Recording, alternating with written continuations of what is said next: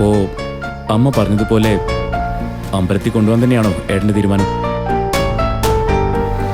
താല്പര്യം ഉണ്ടായിട്ടല്ല, പക്ഷേ അമ്പലത്തിൽ പോകണമെന്നൊക്കെ പറയുമ്പോൾ അമ്മയെ എതിർക്കുന്ന എങ്ങനെയാ? എല്ലാം കൂടി വട്ടമേശ സമ്മേളനം തുടങ്ങിയല്ലേ? എന്നെ പുറത്തു കൊണ്ടുപോകണോ വേണ്ടതെന്നോ ആയിരിക്കും ചർച്ചാ വിഷയം. അമ്മ ഒന്ന് സങ്കടം പറഞ്ഞ ഇന്ദ്രേട്ടന്റെ മനസ്സല്ലിയെന്ന് അമ്മയ്ക്ക് നന്നായിട്ട് അറിയാം. അതുകൊണ്ട് ഇന്ദ്രേട്ടനോട് തന്നെ നേരിട്ട് പറഞ്ഞത്.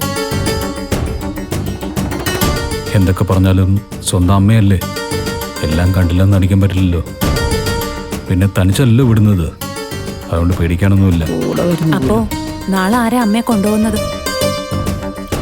എടാ, നിനക്ക് നാളെ പറ്റുമോ സത്യ?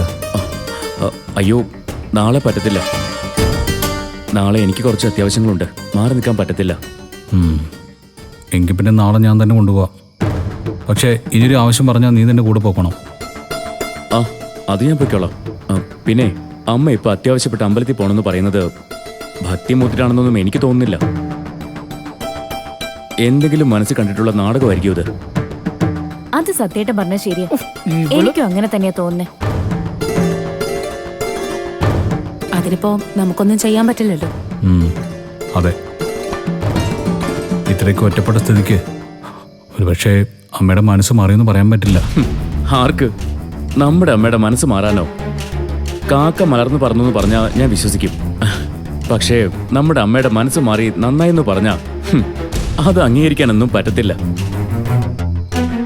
മറ്റുള്ളവർക്ക് എങ്ങനെ പാര വയ്ക്കാമെന്ന് ഓരോ ശ്വാസത്തിലും ചിന്തിച്ചടക്കുന്ന ആളാണ് നമ്മുടെ അമ്മ. ആ സ്വഭാവേ ഈ ജന്മം മാറില്ല.